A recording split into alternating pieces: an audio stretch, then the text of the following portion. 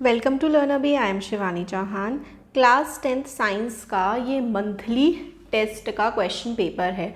इसमें जो first chapter है केमिस्ट्री का और फर्स्ट चैप्टर बायो का, ये दोनों पूछे गए हैं, तो केमिकल रिएक्शन वाला और लाइफ प्रोसेस वाला। पहला क्वेश्चन है which of the following are exothermic process. और ये वाले जो क्वेश्चंस हैं ये बोर्ड्स में भी बहुत बार रिपीट हुए हैं, तो बहुत ज़्यादा इंपॉर्टेंट ये हैं। Which of the following are exothermic processes. तो एक्सोथर्मिक प्रोसेस क्या होते हैं? हीट जिसमें निकलती है।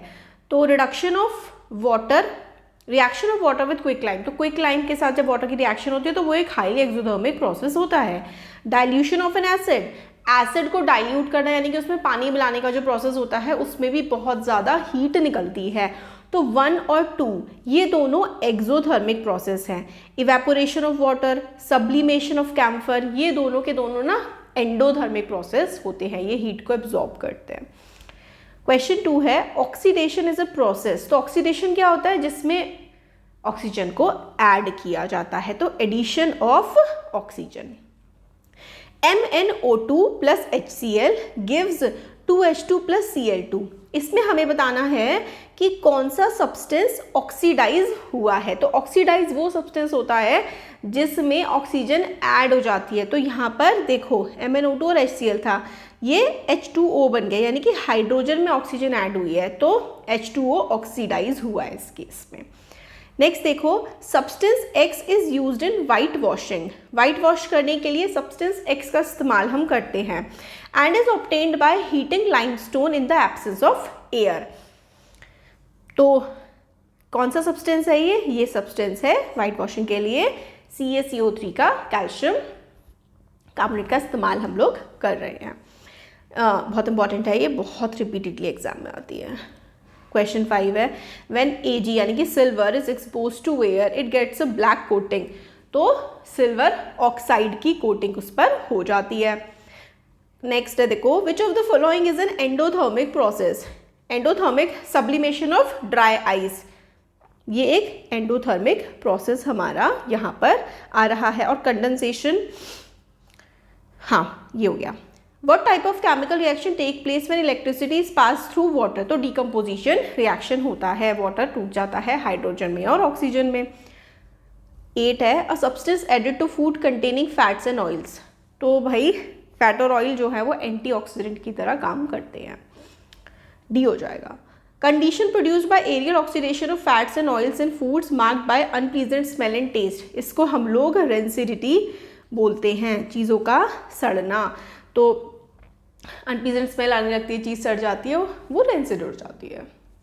क्वेश्चन 10 है to antioxidant which are usually added to fat and oil containing foods to prevent rancidity. तो सॉल्ट और ऑयल मिलाया जाता है रेंसिडिटी को प्रिवेंट करने के लिए, खाने को सड़ने से बचाने के लिए। नेक्स्ट देखो in which mode of nutrition an organism derive its food from the body of another living organism without killing it. तो पैरासिटिक न्यूट्रिशन होता है कि भाई जान से मार भी नहीं रहे और उससे न्यूट्रिशन भी लिए जा रहे हैं, ये होता है parasitic mode of nutrition. Mode of nutrition found in fungi. तो देखो फंगी में सेफरोट्रोफिक मोड ऑफ न्यूट्रिशन होता है, ये डेड और डिकेइंग मैटर पे एक्ट करते हैं। 13 है site of photosynthesis in the cells of a leaf. तो क्लोरोप्लास्ट इसका आंसर हो गया ए वाला। नेक्स्ट है in amoeba food is digested in. तो अमीबा में फूड कहाँ पर डाइजेस्ट होता है? फूड वैक्यूल्स जो होते हैं ना, वहां पर अमीबा के फूड का डाइजेशन होता है। क्वेश्चन 15 है contraction and expansion movement of the wall of the food pipe. इसको हम लोग पेरिस्टाल्टिक मूवमेंट कहते हैं, है ना, जो जिससे खाना बाकी ऑर्गन्स में पहुंचता है, मुंह से स्टमक में पहुंचता है पेरिस्टाल्टिक मूवमेंट की वजह से। नेक्स्ट है when a few drops of iodine solution are added to rice water the solution turn blue black in colour. This indicate the rice water contain. तो आप आयोडीन सोल्यूशन या फिर आयोडीन का test हमेशा स्टार्च की presence को देखने के लिए करते हैं कि भाई किसी भी खाने में अगर स्टार्च प्रेजेंट है या नहीं है, तो उसके लिए हम आयोडीन की हेल्प से टेस्ट कर लेते हैं। तो आंसर हो जाएगा सी स्टार्च। क्वेश्चन 17 है which is the correct sequence of body parts in the human alimentary canal. तो देखो ह्यूमन एलिमेंट्री कैनाल सबसे पहले माउथ, फिर उसके बाद ओइसोफेगस, फिर स्टमक, फिर स्मॉल इंटेस्टाइन और फिर उसके बाद लार्ज इंटेस्टाइन में जाता है। क्वेश्चन 18 है the exit of food from the stomach is regulated by sphincter muscle. तो स्टमक से जो खाना आगे की तरफ बढ़ता है वो स्पिंचर मसल की मदद से निकलता है। 19 है carbohydrates in plants are stored in the form of. तो कार्बोहाइड्रेट्स प्लांट्स में स्टार्च की फॉर्म में स्टोर होते हैं। 20 है inner lining of stomach is protected by one of the following from hydrochloric acid. तो जो हाइड्रोक्लोरिक एसिड के एक्शन से म्यूकस जो है बचा लेता है हमारे स्टमक को। लाइपेज एक्ट्स ऑन, तो लाइपेज जो हैं वो फैट्स पर एक्ट करते हैं, ये बहुत इंपॉर्टेंट है। Role of acid in stomach, तो एसिड का जो रोल होता है स्टमक में, एक तो जो एसिड है वो बैक्टीरिया को मारने का काम करता है, इट किल्स द बैक्टीरियाज। दूसरा है ये एक्टिवेट करता है पेप्सिन को, पेप्सिन को अपना काम करने के लिए HCl की ज़रूरत होती है। During the electrolysis of water name the gas released at anode and at cathode. तो देखो इलेक्ट्रोलाइसिस ऑफ वाटर होता है तो कैथोड पे हाइड्रोजन गैस आ जाती है और एनोड पे ऑक्सीजन गैस आ जाती है।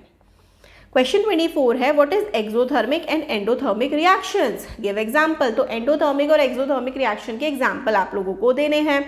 तो एक्सोथर्मिक जो रिएक्शन है उसका एग्जांपल तो देखो जब सीमेंट की मैन्युफैक्चरिंग होती है CaCO3 बनता है तो वो एक्सोथर्मिक का एग्जांपल हो गया। और हमारा जो फूड का डाइजेशन हो रहा है बॉडी में, digestion of food is an example of exothermic reaction. Endothermic reaction photosynthesis होती है और जो सब्लिमेशन है वो भी एक एंडोथर्मिक रिएक्शन है, किसी भी टाइप का सब्लिमेशन हो रहा है तो। क्वेश्चन 25 है अ shiny brown element X on heating in air become black, name element X and उसका कंपाउंड क्या बन रहा है। तो एलिमेंट X जो है वो कॉपर है और जब उसका ऑक्सीडेशन हो गया है तो फिर वो कॉपर ऑक्साइड बन जाता है। क्वेश्चन 26 है write down the role of pepsin, amylase, trypsin, lipase, bile. तो देखो इसका जो आंसर है ट्रिप्सिन प्रोटीन को ब्रेक डाउन करता है, अमाइलेज कार्बोहाइड्रेट्स को ब्रेक डाउन करता है, lipase breaks fat into fatty acids and glycerol. ये बहुत ही ज़्यादा एक्सट्रीमली इंपॉर्टेंट है। क्वेश्चन 27 है स्टेप्स ऑफ फोटोसिंथेसिस। फोटोसिंथेसिस के क्या क्या स्टेप होते हैं। तो absorption of sunlight bye chlorophyll, तो जो क्लोरोफिल है वो सनलाइट को एब्जॉर्ब करता है। Conversion of light energy to chemical energy, light energy को केमिकल एनर्जी पे कन्वर्ट करता है। स्प्लिटिंग ऑफ वाटर मॉलिक्यूल, इन वाटर मॉलिक्यूल हाइड्रोजन और ऑक्सीजन में स्प्लिट हो जाता है।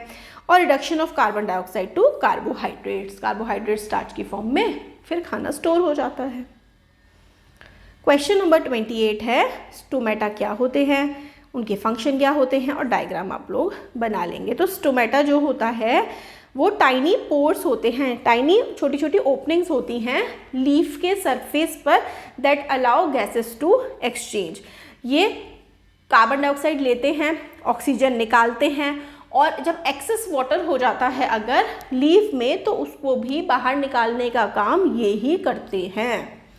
लास्ट क्वेश्चन, क्वेश्चन नंबर 29, हमें डिकम्पोजिशन रिएक्शन बतानी है कि लाइट से, हीट से, इलेक्ट्रिसिटी से कौन कौन सी डिकम्पोजिशन रिएक्शंस होती हैं। ये भी बहुत ज़्यादा इंपॉर्टेंट है, आप लोगों को याद रह जाना चाहिए।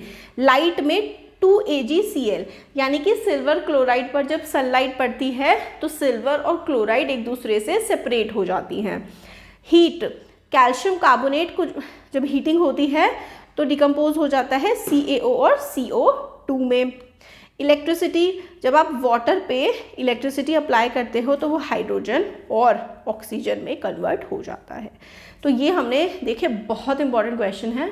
वीडियो पसंद आए तो like share subscribe. Thank you.